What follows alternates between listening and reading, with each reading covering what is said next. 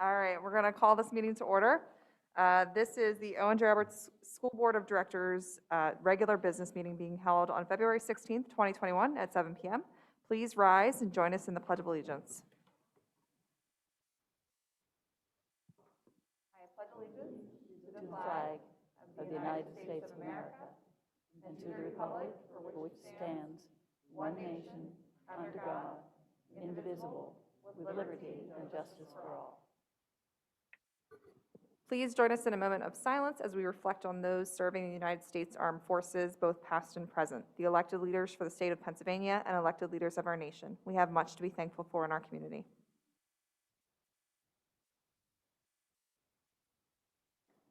All right, please be seated. All right, item 3, executive session announcement. The Board of School Directors met on the following dates in executive session to discuss items in one or more of the following areas: personnel or legal matters, February 16th, 2021. The Board of School Directors met on the following dates in executive session to discuss items in one or more of the following areas: personnel matters.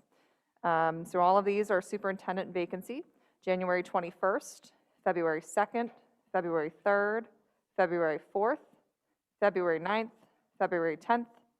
Additional dates may be added for this as well. And a board workshop was held on January 28th, 2021. All right, item 4, the superintendent's report. Dr. Lloyd.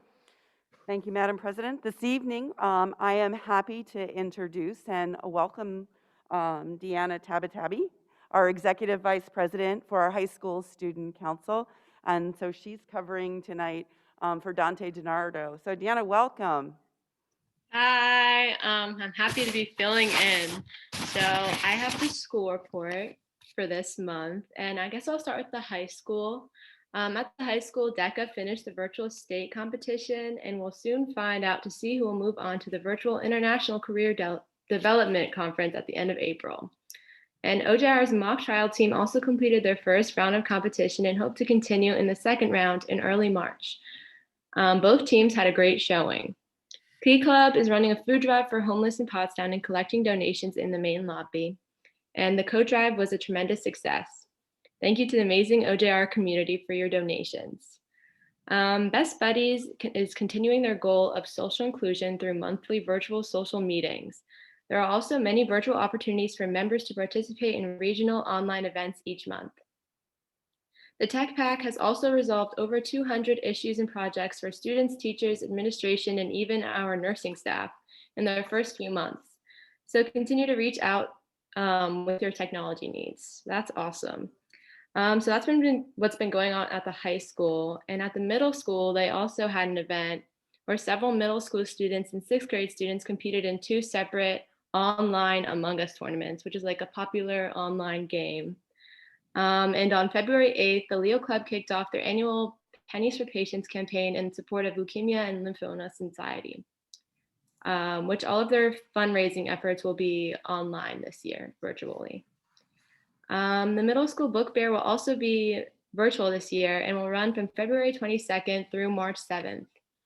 And speaking of books, Read Across America Day will be celebrated with a building-wide read-in on March 2nd. The week of February 16th starts the process for 6th and 7th grade students in selecting their electives for the 2021-22 school year. Parents will be able to see their teacher recommendations and student requests on March 1st. Winter sports at the middle school are running smoothly, and many students are excited for the start of spring sports in late March. In addition, last Wednesday, February 10th, middle school 7th grade student Soham Brandyopati, I'm genuinely sorry if I mispronounced that. He competed against other spellers throughout the region in the Chester County Spelling Bee, where he came in second place. So congratulations to Soham. And moving on to the elementary schools. Starting with East Coventry, where Joel Raj, East Coventry Elementary School 6th grade student, competed in the Chester County Spelling Bee on February 10th. And also, Ridge Fire Company provided a virtual fire prevention program to both the East Coventry Elementary blended and cyber students on February 12th. The virtual presentation was streamed from the fire company, so students had a chance to see the fire trucks and learn easy strategies to stay safe in the event of a fire. And at East Vincent, students have shown growth as readers during February day-to-day meetings. Nearly 95% of the students through 1 through 6 grew at least one reading level. Student Council hosted its second service project, Winter Whiteout. All white items collected, such as soap, toilet paper, and toothpaste, benefit local families in need through the Coventry Food Pantry. East Vincent is also celebrating Black History Month in a variety of engaging and informative ways, such as viewing daily slides on notable African American figures from the past and present. Their KFC, Kids for Change, Student Leadership Diversity Committee is creating an interactive Kahoot, and Mrs. Schaefer and Mr. Caesar have been using the book Save Me a Seat as a read aloud with their homerooms. At French Creek, students are also excited to participate in Read Across America celebrations, March 1st through 4th. Students will be participating in a Read Across America Spirit Week as the district celebrates the 2021 theme of unmasking the stories of diverse readers. French Creek students will also join the district-wide read-in on March 2nd. And in North Coventry, students in grades 4 through 6 participated in the virtual spelling. Sixth grader Braden Stoltzfus correctly spelled 23 out of 25 words to become the 2021 North Coventry Spelling Bee champion. Braden received and competed in the virtual Chester County Spelling Bee on February 10th, and he participated with 4th through 8th graders from across the country and made it into the championship round and took 3rd place in the county. So great job, Braden. The virtual North Coventry Science Research Competition is another event that took place and was held on Wednesday, January 20th, 2021. 4 students were selected to advance to the virtual Chester County Science Fair. Congratulations to the students, which include Maxwell Breeden, a 6th grader in Miss Meyer's cyber class who advanced with his project, Mirrors Effects on Wi-Fi Signal Strength. Alyssa Fernandez is also a 6th grader in Miss Meyer's cyber class who advanced with her project, What Substance Best Removes Oxidation from Copper. And Dylan Yannick, a 4th grader in Miss Zalski's class, advanced with his project, How Natural Light and Darkness Affect Crystal Growth. And last but not least, Cassandra Standeven, a 6th grader in Mr. Zerga's class, advanced with her project, Do Sports Drinks Affect Plant Growth More Than Water? And lastly, at West Vincent and East Vincent, student councils will be holding a joint winter whiteout. Students are collecting donations for the Coventry Food Pantry at West Vincent, and 11 winners of this year's science research competition will be entering the virtual Chester County Fair. And the virtual brain show, a game show style competition for students to have fun answering educational and entertaining trivia, will be held on February 23rd and February 25th. And we appreciate the West Vincent PTA for funding this event. And that concludes the school report for this month. Thank you so much for filling in tonight. Our school board is always interested. What are your plans beyond graduation? I will be going to college. I'm not sure yet, but I'm excited to find out.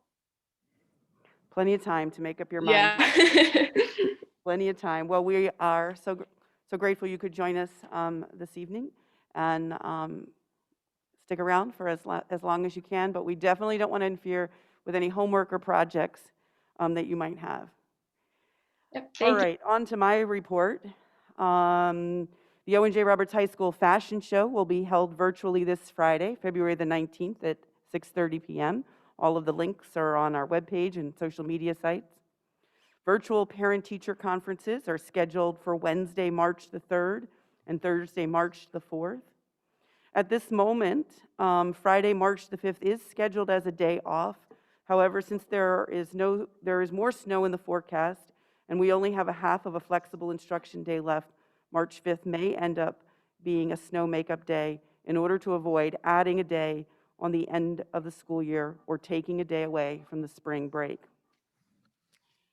So as the board knows, on January the 28th, the Pennsylvania Department of Health directed Chester County schools to return to following the Chester County Health Department guidance that we had previously been following prior to November the 23rd.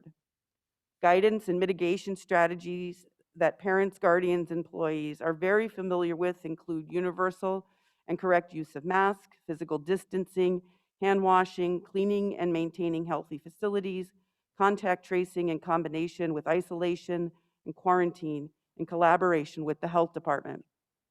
OJR adopted and has been consistently implementing these actions since the summer in order to slow the spread of COVID-19, both in our schools and in our community.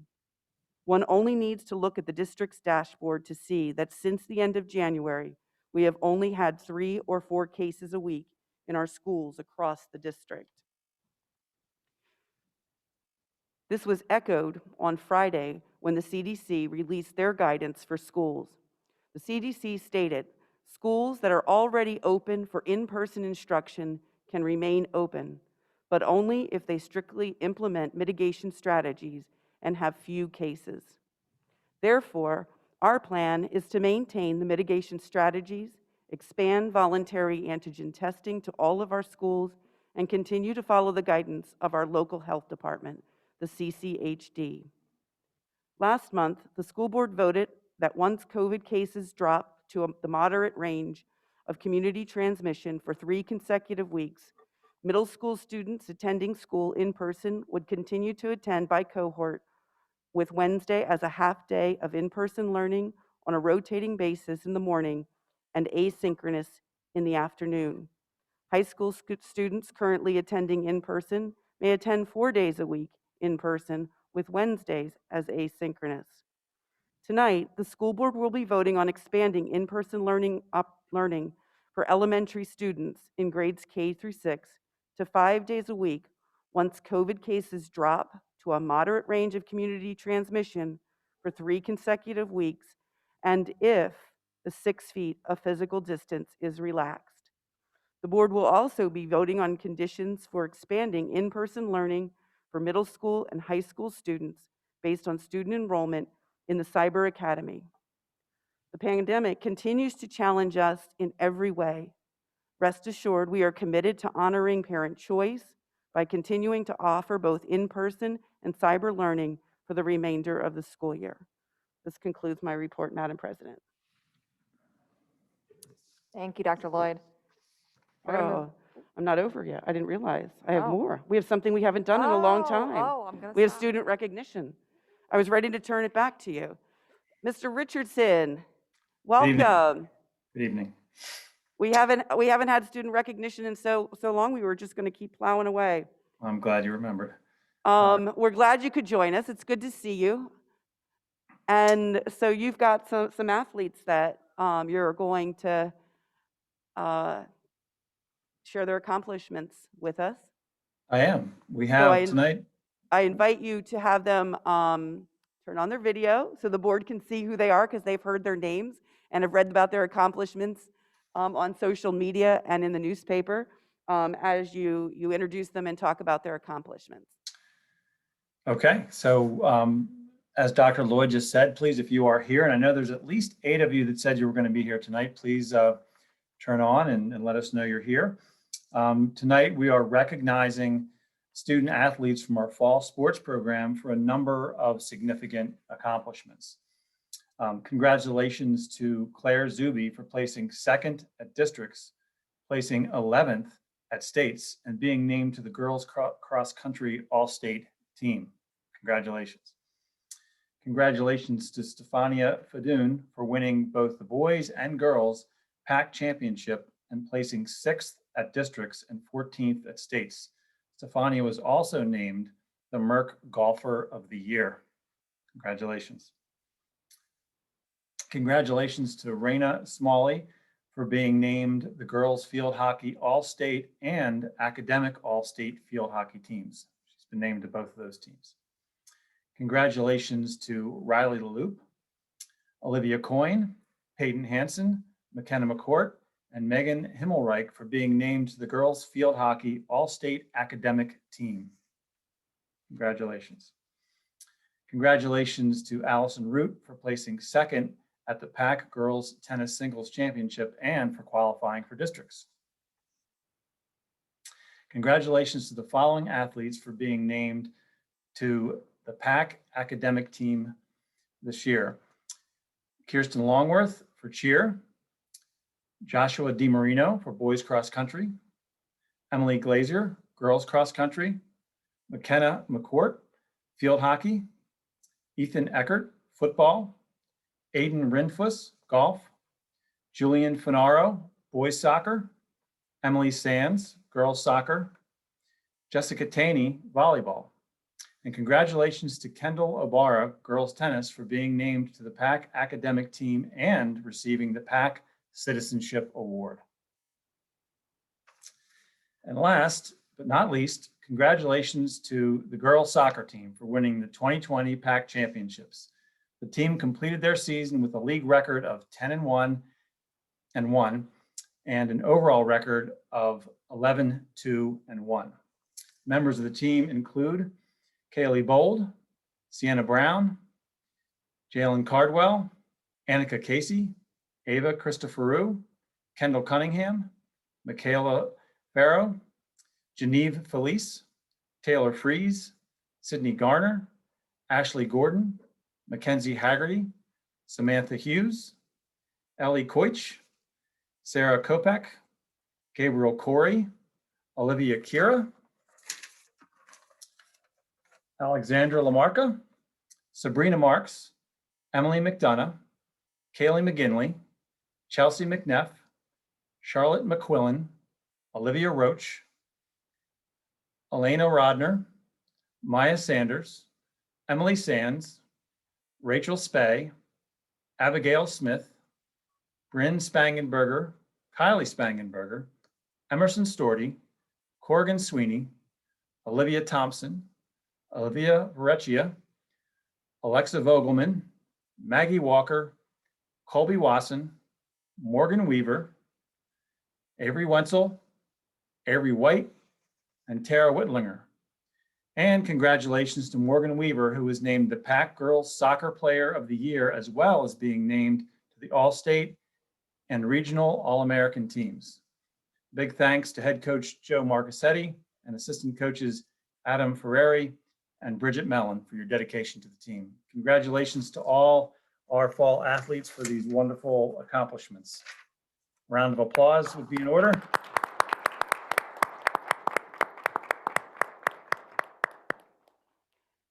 Thank you, Mr. Richardson, and thank you to our athletes. It's great to see that you're meeting with success during these very difficult times for everyone. Thank you so much. All right, now, we've covered all those agenda items for sure. Well, we couldn't miss that. We couldn't miss that. That was great. That was great. Awesome work. All right. So we're going to move on to item 5, which is public comment. So this is information, proposals, and statements from individuals or delegations pertaining to items on the agenda. Speakers are to indicate your name, township of residence, and the item on the agenda to which your comments are addressed. Speakers will be limited to not more than 3 minutes. Please understand that this is not a time for dialogue with the board. Rather, the board will listen to all comments and consider them in future deliberations. Also, just a reminder, if you have any questions that you would like a written response, our email address is listed there, schoolboardmembers@ojrsd.net. And then just a guideline for anyone that would like to make a comment, please use the raise hand function, and please remember when it's your turn to speak, to please state your name and township of residence. Madam President, the first person is Colleen Blute.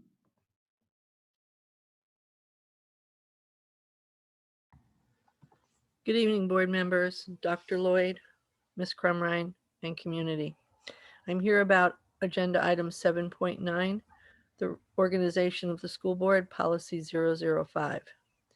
My understanding that policy 005, organization of the school board revision, to indicate that you, the board, are absolving all committees to be ad hoc, meaning that the committees would be made up of experts, the board and the community. Many of you know my job is in education, and I've seen many different approaches by school boards, but none like this. A school board needs to have 3 main standing committees. The first committee, and they should meet on a regular basis. The first committee is finance, to make sure that the money is being spent correctly and wisely. The second committee is curriculum, to make sure that the state guidelines for regular education and special education are followed. And thirdly, legislative and policy, to make sure that all policies are kept up to date. When you have an ad hoc committee, you are acting in a reactive rather than proactive method. It also signifies to me that as a community member who placed a few of you on the board, it seems like it's becoming too much of a time commitment to you. Furthermore, education is not a business. Education is what makes our children the best. Are you doing this because of the time commitment? You're on Zoom. How does taking an hour out of your schedule change it? School board committees should meet regularly and have goals. Also, why are you attempting something new prior to the installation of a new superintendent? Thank you for your time. Thank you, Mrs. Blute. I just want to correct a couple statements that you had made. So first of all, this policy is not up for approval. The policy is still actually in work. And what the conversation was around the policy was that we would have 4 standing committees, because we agree you need standing committees. We already have in our policy to have ad hoc committees, but we are looking more to add flexibility so that when we want to add committees, we don't have to go through 3 months of board approval for policy changes. So there's just a correction there, but that will be addressed at the next LNP meeting, so please keep an eye out for that. Madam President, that's the end of public comment. Okay. We have one more just jumped in. Andrew Ferguson. Please state your name and township of residence, please. Yes, this is Andrew Ferguson. I live in West Vincent Township. This is regards to the comment that Dr. Lloyd made about the path to reopening for more than partial weeks, So, 5 days. Mr. Ferguson, so for this section, this is really pertaining to agenda items. So for general comment, though, we do have a public comment section towards the end of the meeting. What item number is it tonight? Mr. Ferguson, were you going to speak specifically to item 12.1, approval of the elementary instructional changes? This was more around the comment of going back for 5 days a week and the So that would quote-unquote fall plan. under that. So we'll just say 12.1. Okay, Go ahead. I think you're speaking to agenda item 12.1. Okay, Yep. Okay, so I guess I would like to make a statement and understand everything sounds like it's reactive based on what the county is doing, and I may not disagree with that, but it also sounds like there is no plans. It sounds like we're just going to react to what every thought is coming from the county, not maybe what may be best for our community, and no contingencies, A, B, C, D. It sounds like we're relying on 6 feet to be removed of social distancing is wishful thinking. That's not a plan. That this is going to be here for years. If we don't think that, then we're not being honest with ourselves. I just want to understand later in the programming of why is it contingent on 6 feet being removed or relaxed versus other things like mask wearing, low numbers, etc. So that's a great question. So part of the discussions we've been having over the past year is really following the guidance that we are given from our local entities. So our local entity is the Chester County Health Department. So, there's been a lot of discussion on whether or not restrictions are going to be lifted. We believe, as the vaccine is distributed, these restrictions will be lifted, which is why we continue to plan for more in-person education. Now, plans will change as, situations change, as restrictions change. So it's important that we continue to plan for what this is going to look like so that we're ready. We're following all of the guidance that we've been given to date, and we will continue to follow the guidance. I'm not sure if you want to say anything additional. Okay. The next person is Heather. Heather, please give your full name and township of residence.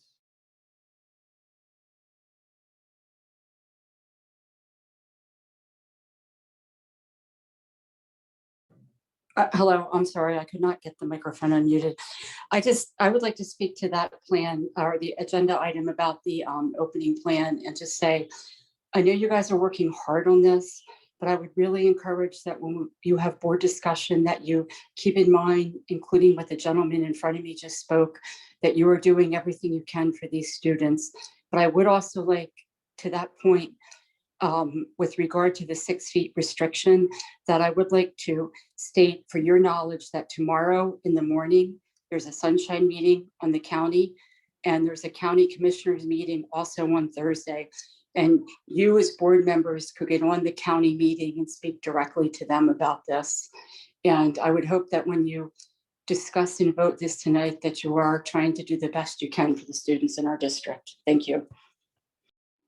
Thank you, Mrs. McCreary. If you can send that to our email, that would be fabulous. Andrew Ferguson.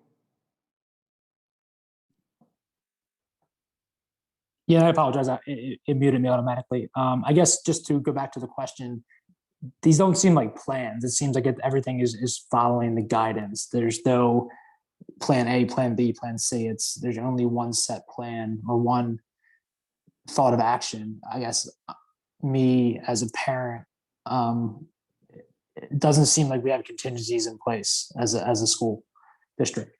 What if 6 feet doesn't get removed? Are kids going to stay 2 days for the next 2 years? Like, it doesn't seem realistic to put wishful thinking on something that is out of any of our controls, and it really comes down to political decisions.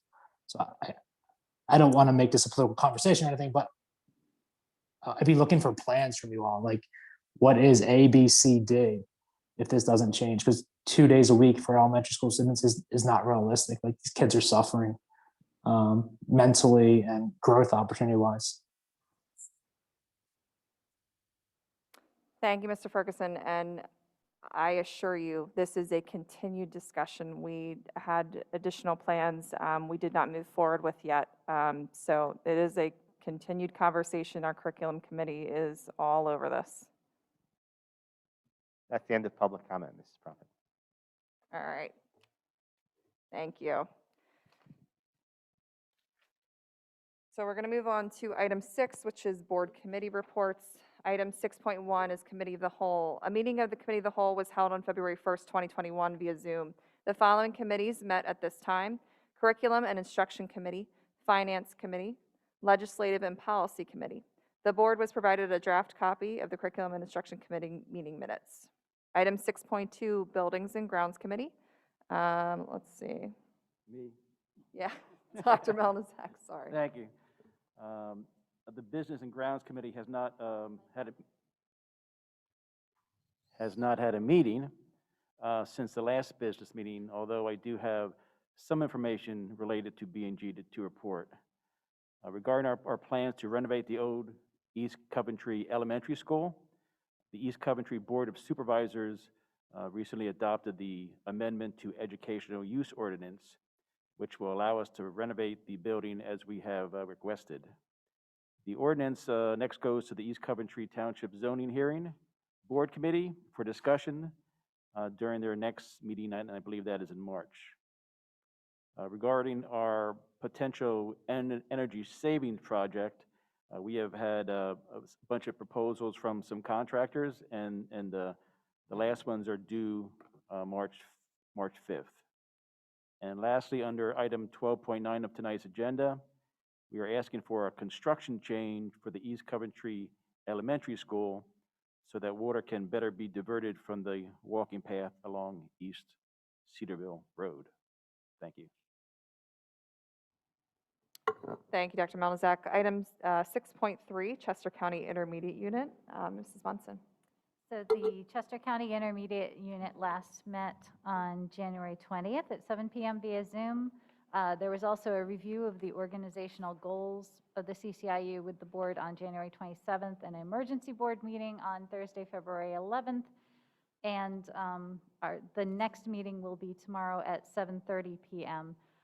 The CCIU continues to give us really insightful information on how they are managing to bring their services to students under the restrictions of COVID-19 and trying to do things virtually and safely in person when they can. And I am constantly amazed at their resourcefulness and just the number of programs that they continue to run. Thank you. Thank you, Mrs. Munson. Item 6.4, Curriculum and Instruction Committee. Mrs. Stutzman. Hello. The Curriculum Committee met on Monday, February 1st as part of the Committee of the Whole, and there were a few agenda items discussed. Dr. Soder presented a brief summary of the summer programs, which included Kinder Camp, Jumpstart, and Summer Enrichment. Kinder Camp is scheduled for a week in August in each elementary school, and Jumpstart is planned for 3 weeks, and students who assess reading and mathematics assistance during the school year are eligible for the program. Summer Enrichment includes recreational camps and some academic classes for students wishing to complete prerequisite courses to move on to the next course. And these 3 programs are on this evening's agenda. Dr. Soder also spoke about summer school for both middle and high school students. Dr. Marchini discussed the extended school year program for qualifying special education students, and he shared the half-day program will be scheduled for 5 days. Dr. Marchini also discussed COVID compensatory services and the timing for those services. Dr. Soder and Dr. Marchini reviewed the interventions in place for students who are struggling this year, which included assistance from classroom teachers, contact from the guidance counselors and administration, inviting students to attend the blended program and more days in the blended program, working during tier and win time, working with scholastic coaches, and assessing mental health services. The administration also reviewed additional interventions that are going to be available in the spring. Dr. Soder discussed using the remaining Keystone remediation funds to support after-school tutoring. Dr. McKinney discussed additional scholastic coaches and the truancy prevention program. And the next curriculum committee meeting is scheduled as part of the Committee of the Whole on Monday, March 1st at 6 p.m. Thank you, Mrs. Stutzman. Item 6.5, Finance Committee. Mrs. Booth? Yes, thank you, Madam President, and good evening.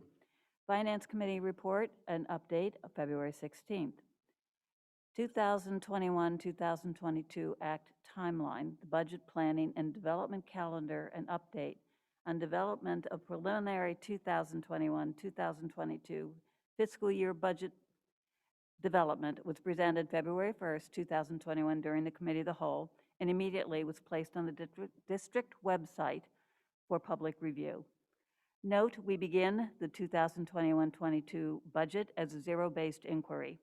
Cost center presentations et al. Will be presented and discussed throughout the duration of the budget planning and developmental calendar.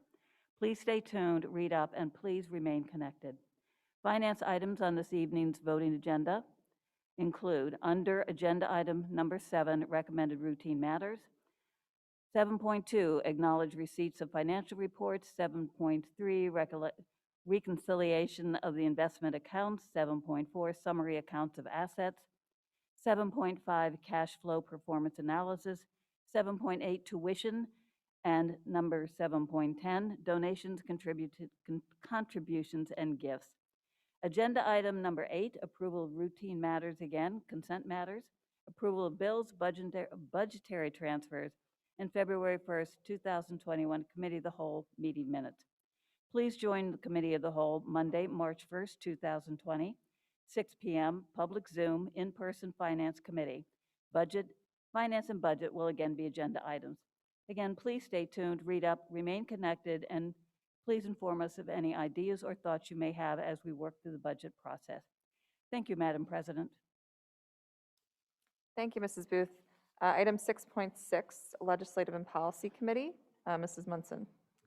Thank you. The Legislative and Policy Committee met on January 25th, 2021 via Zoom. We had a short timeline because there was another committee meeting immediately afterwards. So the ones that we were able to review sufficiently to pass along for first review are listed tonight as item 7.9, policies for first reading. As one of the commenters stated, we did discuss the restructuring of board committees, but have not finalized the wording on that yet. The intention, as I understand it, is to make it more flexible so that the changing of board committees can be done, for instance, renaming a committee or combining 2 committees without having to go through a very long, like we said, 3-month process to change the policy.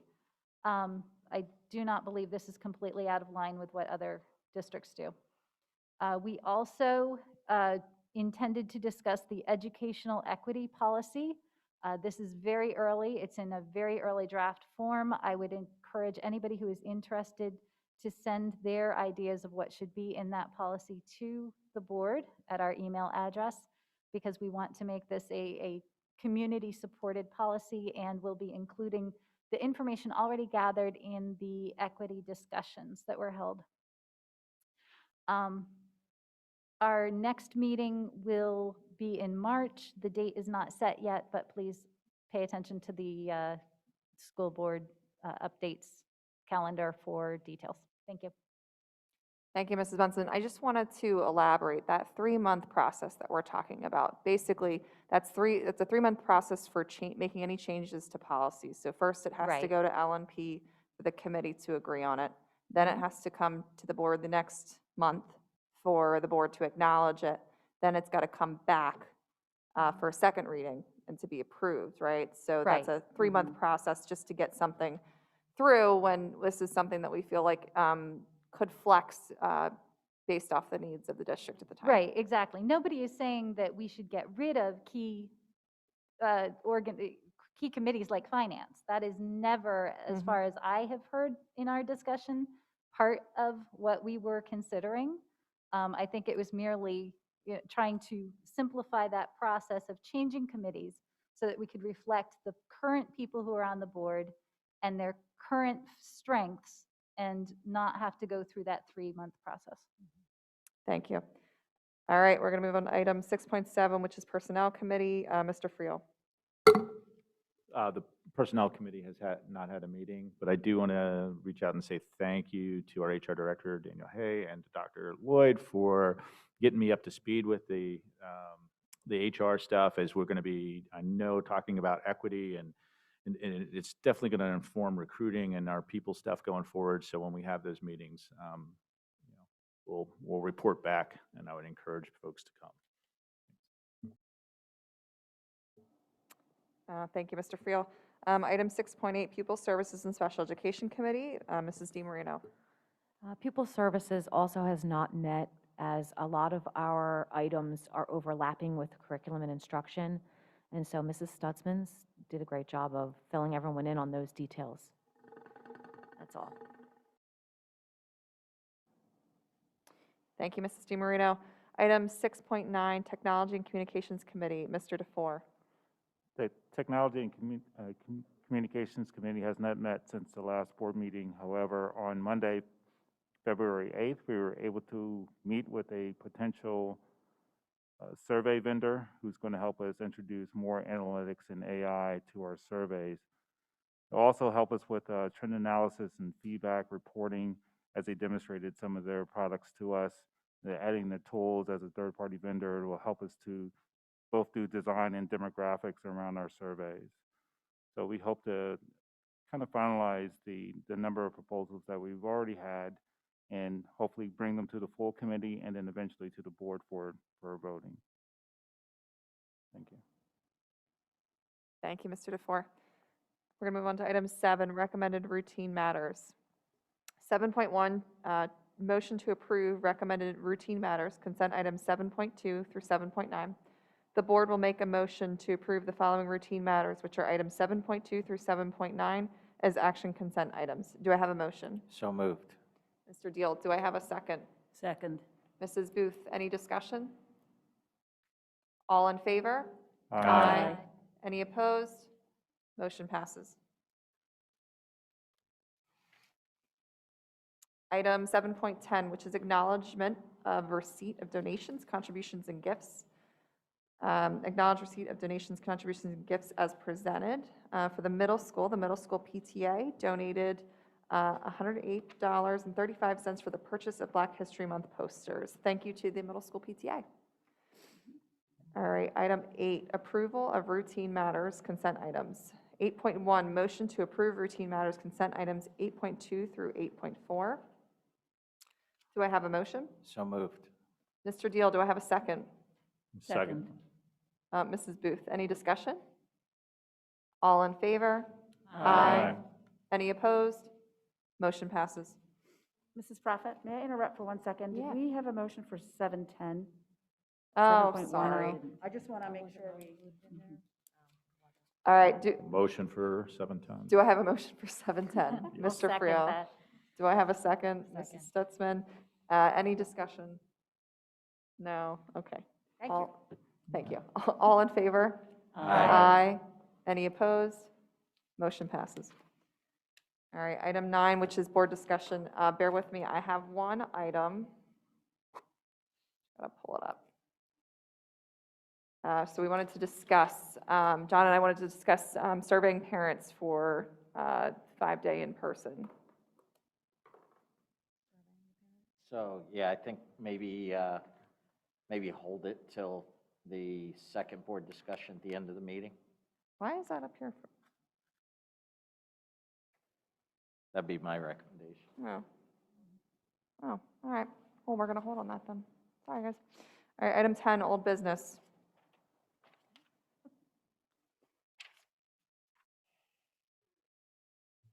No old business. Okay. Item 11, new business, approval of personnel matters, consent items. 11.1, motion to approve personnel matters, consent items 11.2 through 11.10. The board will make a motion to approve the following personnel matters, which are items 11.2 through 11.10 as action consent items. Any approval of appointment of personnel under these action consent items is expressly made contingent upon the district's ability to conduct and/or participate in the related program and/or activity in light of the ongoing COVID-19 pandemic. In the event district schools are 1, closed or providing modified programming, 2, unable to conduct or participate in programs or activities due to the direction or recommendation of outside agencies, including but not limited to the Pennsylvania Department of Education, the Pennsylvania Department of Health, the Governor's Office, the Chester County Health Department, the Center for Disease Control and Prevention, the Pennsylvania Interscholastic Athletic Association, etc., or 3, the district administration determines not to conduct and/or participate in any program or activity to ensure the safety of students, staff, and the community. The district shall not be liable to compensate personnel appointed herein for such programs and/or activities. In the event some programs and activities are conducted and/or held on a limited basis, compensation for personnel shall be paid on a pro rata basis commensurate with the percentage of the program season activity that was held and during which students participated. The decision to cancel, discontinue, and/or alter programs and activities shall be at the exclusive discretion of the district administration as previously authorized by the board pursuant to the district's health and safety plan. All right. Do I have a motion? So moved. Mr. Deal, do I have a second? Second. Mrs. DiMarino, any discussion? All in favor? Aye. Any opposed? Motion passes. All right, item 12, new business. 12.1, approval of elementary instructional changes, phase 1 in all schools for phases 2 and 3. Approval of elementary instructional changes, phase 1 in all schools for phase 2 and 3 as recommended during the committee of the whole meeting on February 1st, 2021. Do I have a motion? So moved. Mrs. DiMarino, do I have a second? Second. Mrs. Booth. Any discussion? I just have a question on this. We've been talking about phase 1, if the 6 feet of physical distance is relaxed and all that thing. But the one thing I'm not sure about is when we get to the moderate range for transmission, are we looking at just our district? I know with the 6 feet, we're looking at Chester County Health Department's guidance. When we talk about the moderate range of transmission, is that just our district numbers or is that the whole county? That's the whole county.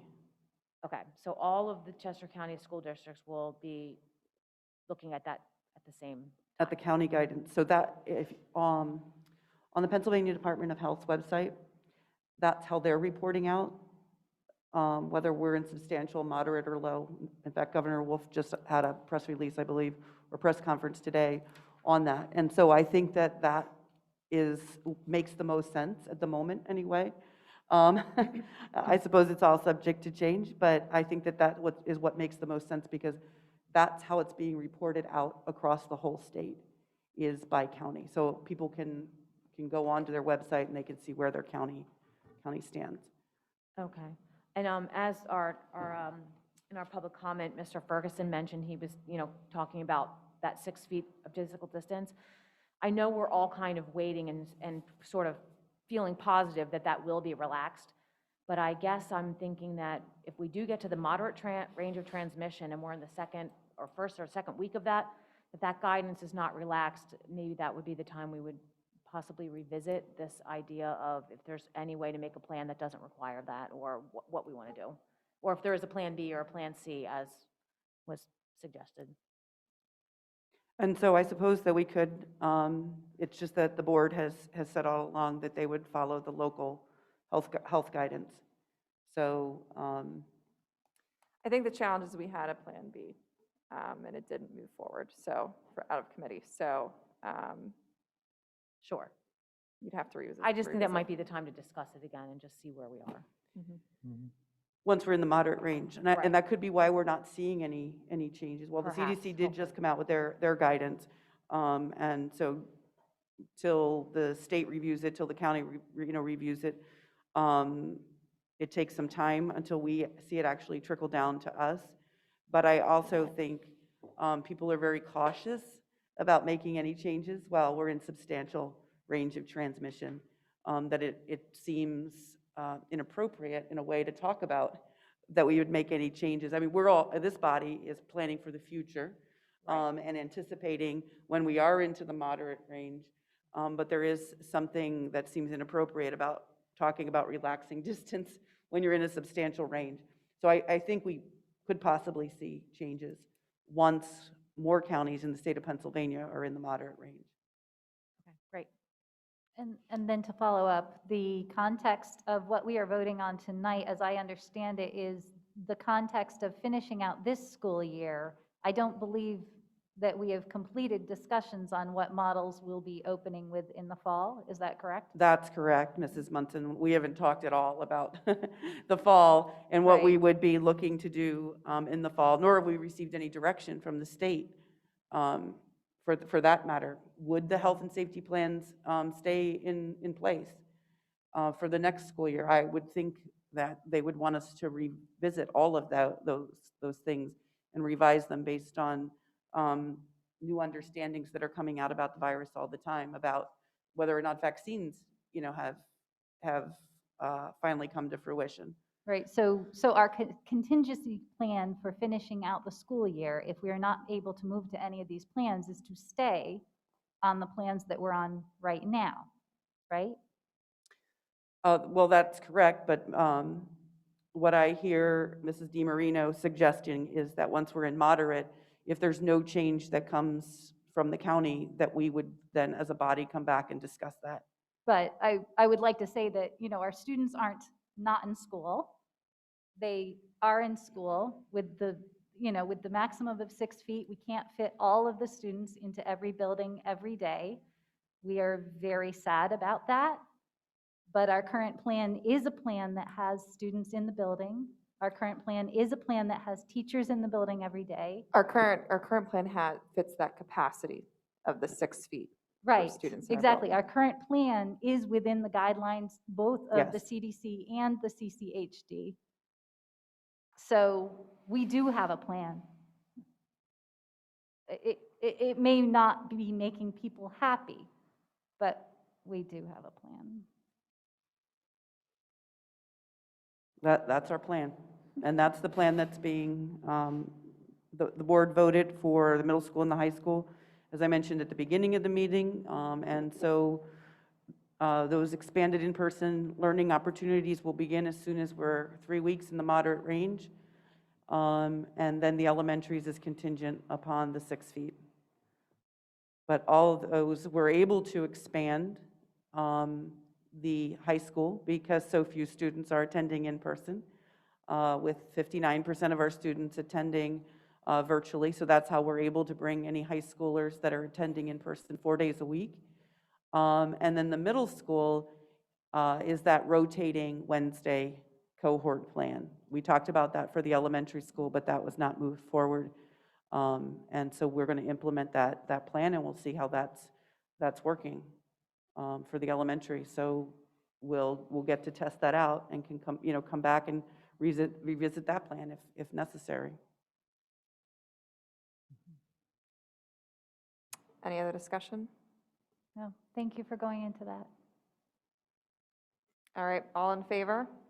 Aye. Aye. Any opposed? Motion passes. Item 12.2, approval of the 2021 summer programs. Approval of the 2021 summer programs as recommended by the Curriculum and Instruction Committee from the Committee of the Whole meeting held on February 1st, 2021. Do I have a motion? So moved. Mr. Deal, do I have a second? Second. Mr. DeFore, any discussion? All in favor? Aye. Any opposed? Motion passes.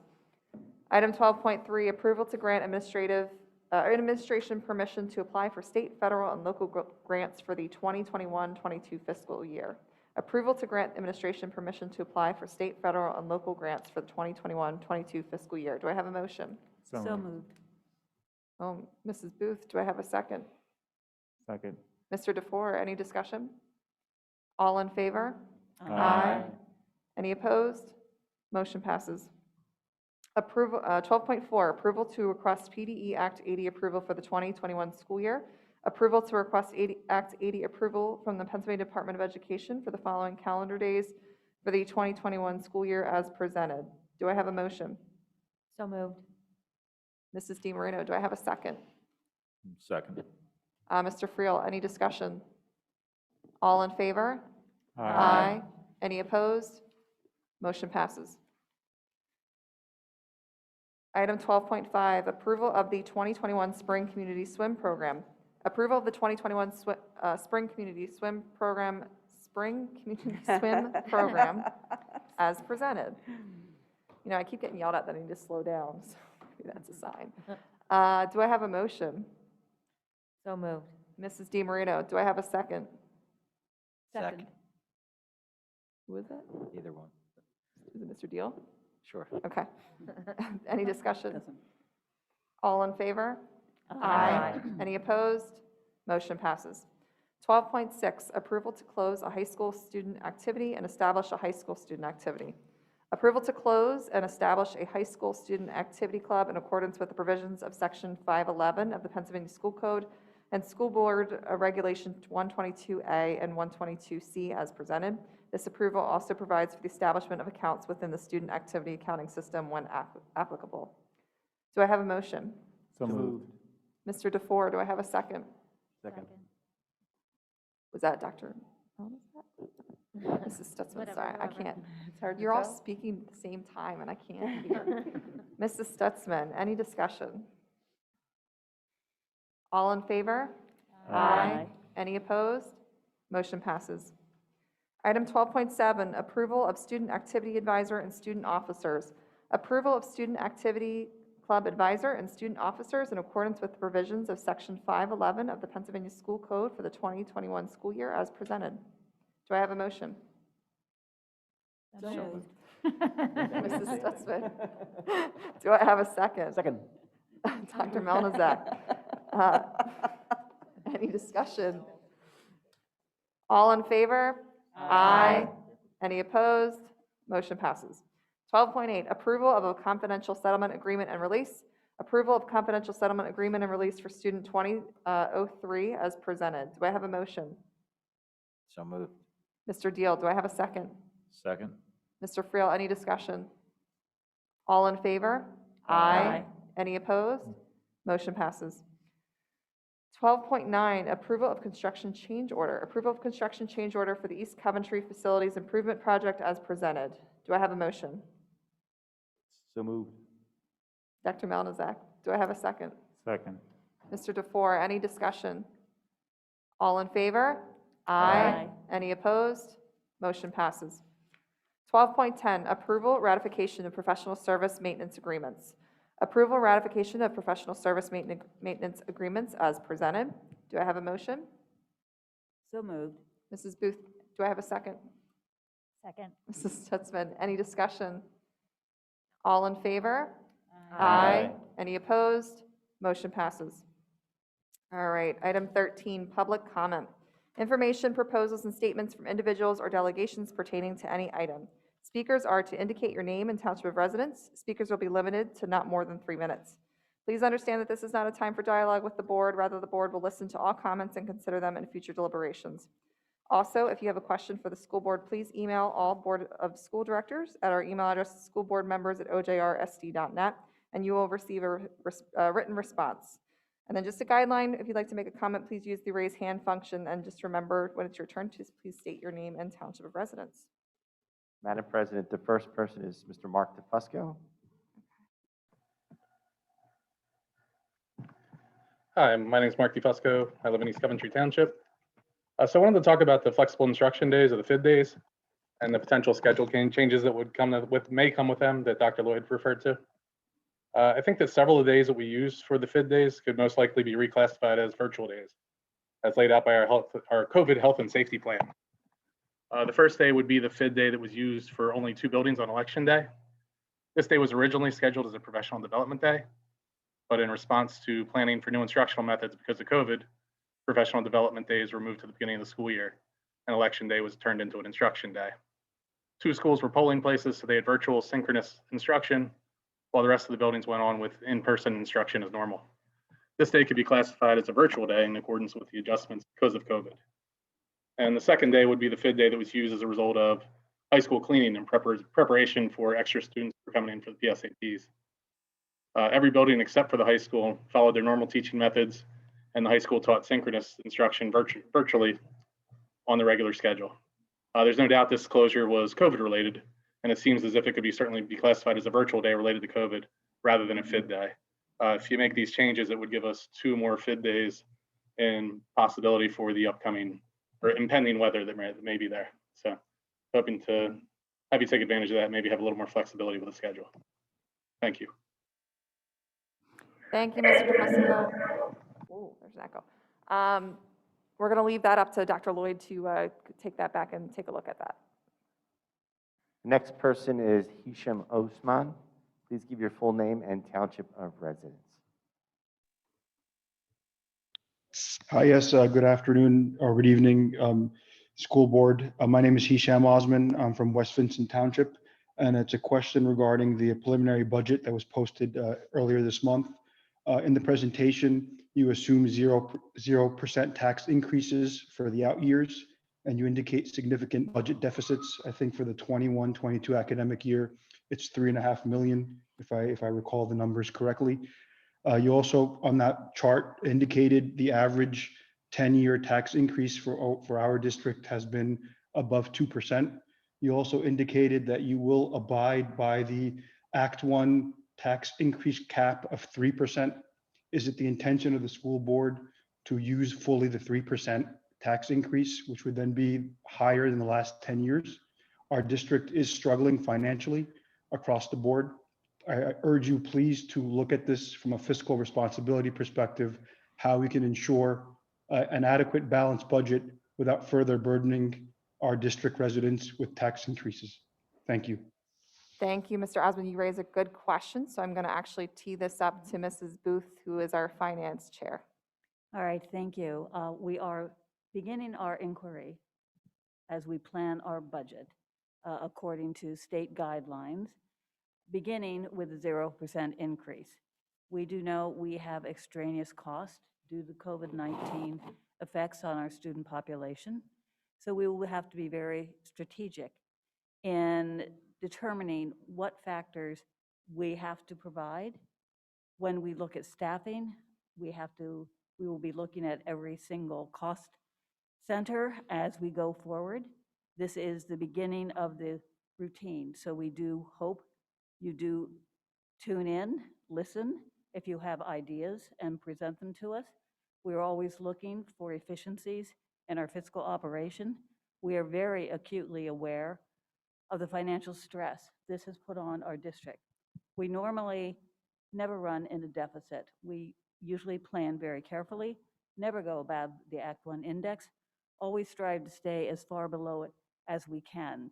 And we will do the same again this year. It will be a little more difficult. And the following year may be even worse. So that's because the state pays us some of the funds they owe us, not for the year we're in, but at the following year. So what occurs this year may make next year even worse because of the funding we will receive. All of those issues will be discussed. We welcome you to join in with us. Sorry, I'm becoming a little out of breath in this mask, but I'm serious. Stay tuned. We would love not to increase taxes, but we have planned over the years to be slow and steady so that we don't attack the public with huge increases. We are a rural residence community. We have very little opportunity for commercial impact. I do like to often say we kind of live in a park, and there is a cost to living in a park. I don't like to do that. I myself am a taxpayer and basically retired, and we live under firm incomes that do not grow. So it is an impact on all of us, and we are acutely aware of that always. We try our hardest, and we will be doing so. This time, though, we are inviting you to join the conversation, whether it's in person and making comment on March 15th, I think it is, correct? I'm sorry if I forget, March 1st. We will start the process. That was just a draft, and that's how we're going to go about it. I hope I answered your questions. I'd love to say we will not have any increase whatsoever, but we will have to determine where we go. We do not want to impact student learning, and we do have to be very strategic in what we do this coming year and the following year as well. But thank you for your question, and I certainly hope you stay tuned and do watch, listen, and comment. So thank you for your question. Thank you, Mrs. Booth. So just to reiterate, on March 1st, our committee of the whole meeting at 6 o'clock, the Finance Committee will be meeting. And as Mrs. Booth stated, we are looking at a zero budget increase this year. And basically what that means, you're starting at zero. You're adding everything in from the cost centers that you absolutely need, and then reevaluating further. The goal here is not to impact our students. So, that is our number one goal. And that's what we'll be doing. Madam President, that's the end of public comment. All right, so we're going to move on to item 14, which is board discussion and follow-up. So I apologize, I jumped with this question. So the question that John and I had discussed was, should we begin to survey our parents to see what they want to do for 5-day in-person instruction? Yeah, given the plan we approved tonight, I would think that it will restrict the ability to move back and forth at will in the elementary plan if you're back in 5 days. So, Dr. Lloyd, how do we begin to assess where families will want to be so that we can eventually plan for what that'll look like? So you're correct. It's going to take some doing to be able to move back to a 5-day model. So now that the board has voted in support of the plan, we will survey our parents and ask them. We want to ask our parents not just if they're interested in coming back 5 days, but would they be interested in coming back if the 6 feet were relaxed, or if they want to remain, or if we relax the 6 feet, would they then want to move into cyber? We also need to survey our cyber parents, because it's possible that they are waiting until we are back 5 days. People have chosen cyber for a variety of reasons, and one of those reasons is for consistency for their children. And so we want to survey them also to see if they're interested in coming back, but we also would need parents to understand that this plan is for if we are able to relax the 6 feet. We want to be very clear in that. So now that the board has approved this, we'll be able to conduct those surveys. And then we also, I believe, in a separate survey, we'll be asking people about next year and their interest in next year. And is there going to be an interest in online learning for next year? It's still wide open, but we're working on our budget and we need to know what people's interests are. I would just ask, I think we should, right? I agree with you guys. I think we got to be explicit, I think, to get good actionable data out of this.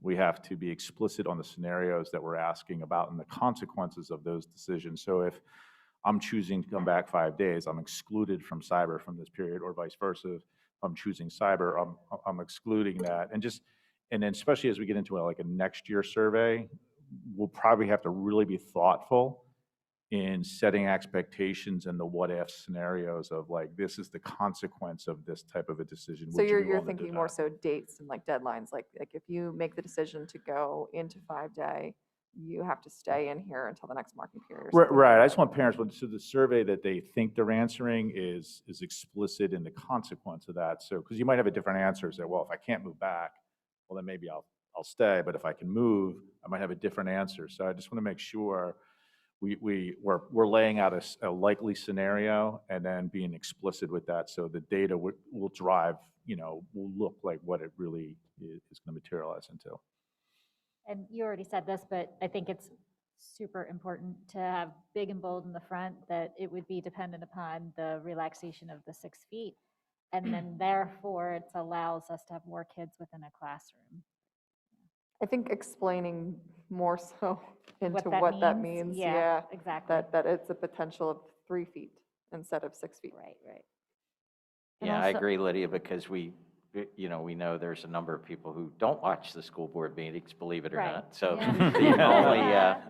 the only explanation they may receive is that survey that we send out. So we just need to be overly disclosed. And we could reiterate the measures that we do have in place. We have very good adherence to mask wearing and distancing, especially when kids are in situations like eating where they might be taking their masks off. Just making sure that they do understand that we have a lot of mitigation efforts in place. And this might seem obvious, but there is definitely a differentiation that needs to be made with elementary school students with cyber that may want to come back versus kids that are in the blended that may decide to come back 5-day, because a cyber student would have to switch teachers. And so that is something that we need to be mindful of, because if parents are not thinking that way, then it could be a shock. Yes, that's a very good point. That's one of those consequences that Mr. Friel is talking about, that people that are thinking if they would choose 5 days, their child would be changing teachers. That's important. It's also important that parents understand that we're committed to offering the cyber option through the end of the school year. Because that was primarily the question I received. When I sent the information out to the community, that was primarily the question that I got back. Would they be able to stay in cyber? So. The other thing I think is we move from, there's this year model, which we might have a better insight into what those questions are, but then there's this scenario, and I think, to Mrs. DeMurina's earlier comments of planning for potentially, what if vaccination rollout, like if we're at a certain point in the summer and we say, hey, there might be a scenario where would you come back next year and vaccines have been now widely distributed, it might be one answer. And if we're not in a position where vaccines have been widely distributed, it's a second answer. So maybe gathering data for the following year in that sense, because we might make a different decision that regardless of what the guidance is, that, if we have a fully vaccinated staff and we have a vaccinated community, we're going to make one decision or parents would make even one decision that would say demand for cyber is low, whereas if we don't have it, it could be demand for cyber is very high. It's going to get more complex as you go for the next year to think of those scenarios. So I'd just be careful about giving people too much at once, right? So they're two separate. Right? Yeah. I'm with you on that. Yeah, two separate. I think they're two different things. Yeah. Well, and on the topic of complex surveys, we did interview 3 survey providers, with the possibility of trying to use them in the future. Is there a possibility that we could try one as like a one-off? I don't know if I don't know that's that we even a need it for possibility. this. I think those surveys that you're looking at are more so like General.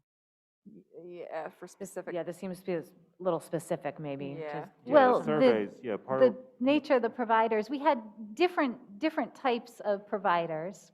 But all 3 of them, it seemed, could do custom surveys at the direction and request of our organization. So even though they were looking for our ongoing, year over year commitment to use them, I'm just curious about whether we could try something My only concern is what would the process be that we'd have to do that? Like, would we have to bring it before a board, but collect the RFPs, bring it before a board meeting, decide who we're going to use, and it's You'd have to May? approve it And that cost-wise. may Yeah. depend on the cost and whether it is in an existing Sure. budget. Yeah, and also I'm wondering about the timeline, which also could affect that, because Mm-hmm. just came to my mind that if we need to send a survey out and we aren't able to do it fairly quickly, what if we end up in a situation where with these elementary schools, cyber or whatever, we have a staffing problem because so many students wanted to move out of their cyber class into a regular classroom or whatever. So I'm just thinking time is kind of the essence to make sure we get that done fast. So we don't Yes. end up behind the 8 ball on that. We Yeah, can with the check. surveys, we're looking at adding more analytics, right, around surveys, as well as a different platform for our surveys. So having a one-off survey, which is possible, right, because they will do it, under contract, but then the approval process would be extended to do that. I don't think we get a great return on our investment for having that. I think the survey is fairly straightforward on what we're going to ask. So I believe that what we're looking for in surveys is not only that, but also some of the design and demographics around surveys as more of a long-term tool, as they have trend analysis also. So it's more long-term using these surveys for that purpose. Yeah, and I But don't- it's a good idea, though. Sorry, I was just going to say, I think this is not really a traditional survey, correct? We need every family to tell us what they need to do. Like a survey to me implies gathering information to make long-term goals and things like that and look for trends. This is like each family has to say what they're going to do. And the challenge there is getting our participation rate up. 30% yeah, participation yeah, you rate have is to just not going to give us the get on data the that we phone. need. Yeah, you need to really do, what the trend is, and then you have to multiply it out. I mean, that's the only way to do it. You're Right, not and gonna get and maybe 100%. survey is not the right word. Right, yeah. Because it wouldn't be it won't be anonymous. We need to know what parents, want. Again, we value parents having choice, so maybe survey isn't the right word. Well, we're making your job sound very hard right now, Dr. Lloyd. So. Yes, we are. I just appreciate you working with us, Dr. Lloyd, because at least we have a plan that we know. We don't know exactly when it'll happen, but I think we know what will happen as far as we can see right now. So it's good to be at this point, I think. Yeah. Anyone else have board discussion? No? Okay. All right. Oh, I lost my place.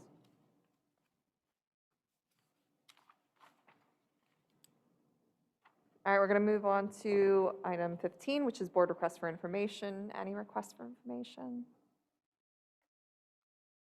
All right. Item 16, we're adjourning. Thank you, everyone. Have a great night. Thank you. Thank Good night. you. you. Thanks, everyone.